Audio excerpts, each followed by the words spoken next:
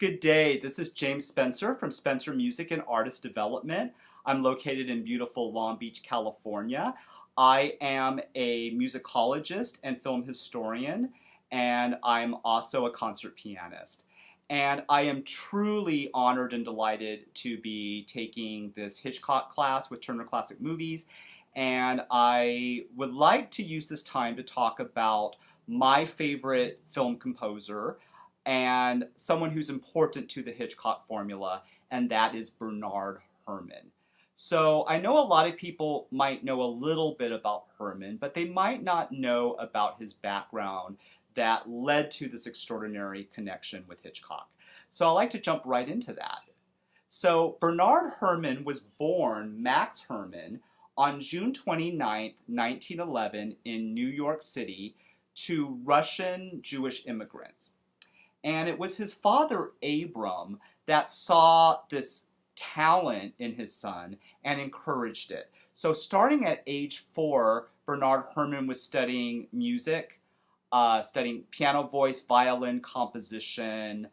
And what's amazing is by age 13, he was already winning state competitions for his compositions and was already a noted composer in the city at age 13. So he truly was a prodigy. And that led him to be able, as a child and a high school student, to study at NYU with Percy Grainger, a very famous composer at the time, and Philip James. And then after he graduated from high school, he went right into Juilliard to study music. And while at Juilliard, he created his own orchestra that became known as the New Chamber Orchestra of New York. And with that orchestra, he premiered a lot of his own works, as well as those by pretty noted American composers, including people like Aaron Copland, and Ned Rorem, and Charles Ives, people like that. And so then, let's move right into the 30s. So in 1934, he joins the staff of CBS Broadcasting and becomes the conductor for the CBS Symphony. Now in the 30s, we know that radio was king, and they had a show called Exploring Music, and Bernard Herrmann would do these concerts premiering a lot of very famous American works. Specifically a lot of the music of Charles Ives, but also some unusual things. He premiered works by monarchs. For example, the music of Henry VIII, and interesting things like that. So Bernard Herrmann was a pretty amazing musicologist in his own right, always looking to discover new music, new instruments, music of the past, and so forth. And he did a brilliant job with that. Now that brings us to our movie years. So his career in movies is amazing because 1941, he scores his first movie, Daniel and Mr. Webster, which wins him the Academy Award for Best Music.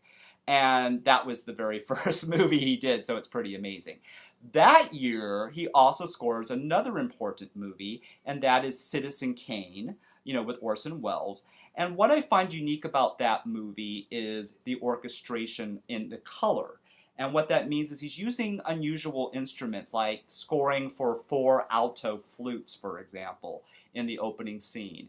And that's something that's going to be important to Bernard Herrmann's style, is experimenting with orchestral color or taking instruments that we know, like a violin, and writing for them in a different way that we would normally not hear them do. And we'll be looking at that through this. So after that, he does in Jane Eyre in 1943, which does very well. And then we get one of my favorite Bernard Herrmann scores, and that is Hung Square, 1945, where for that movie he actually writes a piano concerto. And what's amazing is he was asked to score it for a specific amount of minutes, and then the dialogue comes back in, and then the music floats back in, and he stops the music and then starts it right back up like a through composed idea. And the fact that he can do that to the second, to me, is truly amazing and very intricate. Also, in that specific score, he starts to develop what I call his suspense and his thriller and horror type sound. And what I see used throughout the Hitchcock scores, as well as in Hangover Square, is the use of the tritone. That's an augmented fourth interval, which creates a lot of tension. Symbolically, it was called the devil in music, Diabolus in Musica, back in the medieval period, and that creates a lot of tension. We also hear him using a lot of minor seconds, and that also creates tension. If you think of the theme to Jaws by John Williams, that's a minor second, and that interval theme creates all that tension that we feel in the audience. So, he also does, in 1951, The Day the Earth Stood Still, where he uses the theremin, which was an electronic instrument that created a lot of the sci-fi sounds that we associate with sci-fi music. But what's interesting is Miklos Rocha, who wrote the score for Spellbound, would also use the theremin. So there's sort of these composers who knew each other that are going to write for Hitchcock doing similar ideas. Okay, so now when we get into the Hitchcock films, Bernard Herrmann did 7 Hitchcock scores, as well as he was the sound consultant for the movie The Birds. And we don't have time to talk about every score, but I wanted to bring up a few points that are interesting that people make mistakes on. One is that he really didn't write the score for The Man Who Knew Too Much. But what he did is he took the Clouds cantata, that's the big, cantata work that we hear with the big, the famous cymbal scene, right, with Doris Day and so forth, and he reorchestrated that. And what was amazing is Hitchcock said to him, I really want spectacle. And so he scored it for an over 100-piece orchestra, over 100-piece chorus. It's one of the largest film scores ever done. And to give you an idea, like, it has 5 harps, just in that one instrumentation. So the actual score was, my gosh, it was over 50 different instruments. It's just truly spectacular how intricate that orchestration is. And of course it works so brilliantly. And also, Bernard Herrmann actually conducts the score in the movie, so we actually get to see a cameo, kind of similar to Hitchcock making his own cameos in the movie, which I find fascinating that the only other person who did that was Bernard Herrmann. And the fact that Hitchcock will allow that was that he really, regarded him as a very important factor. The very famous theme in Vertigo is interesting because it uses what's called a tonal cell that creates that hypnotic effect, that kind of arpeggiation that goes on and on. But he borrows from Wagner's Tristan und Isolde opera, the love theme, and that creates all this longing and tension and obsession that we see Jimmy Stewart's character for Kim Novak, that obsession. So I find that fascinating. Of course, my very favorite Hitchcock score is Psycho. And what's interesting about Psycho is that it's scored only for string orchestra. And the beautiful symmetry of the use of the instrumentation in terms of range and harmonic contrast is truly amazing. We see the use of the violin with specific effects. One is what's called glissando. That's sliding up the string, and we hear that, of course, in the shower, scene. Those screeching sounds that is so terrifying was accomplished that way with specific dissonant intervals with glissandos.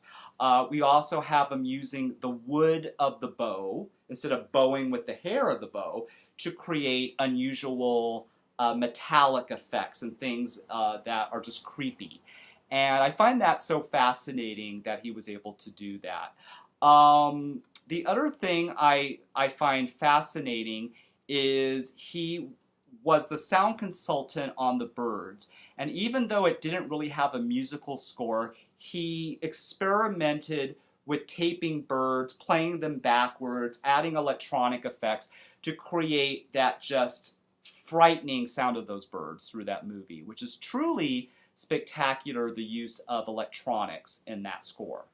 What is really tragic is, that takes us up to, he was supposed to write the music for Torn Curtain, which was going to be sort of an espionage drama starring Paul Newman and, Julie Andrews.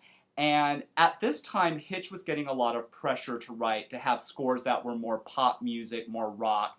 And when Bernard Herrmann submitted his score, Hitchcock tore him apart, and they had sort of a riff, and they went separate ways.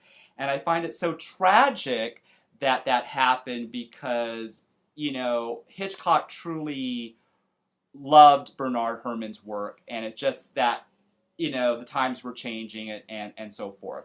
And it would have been interesting to see what Bernard Herrmann did if he was able to complete the score. So he did create part of Torn Curtain, a score for that, which we do have in existence, but we don't have a full score. So that's a little bit on Bernard Herrmann, and I appreciate your time. Thank you so much.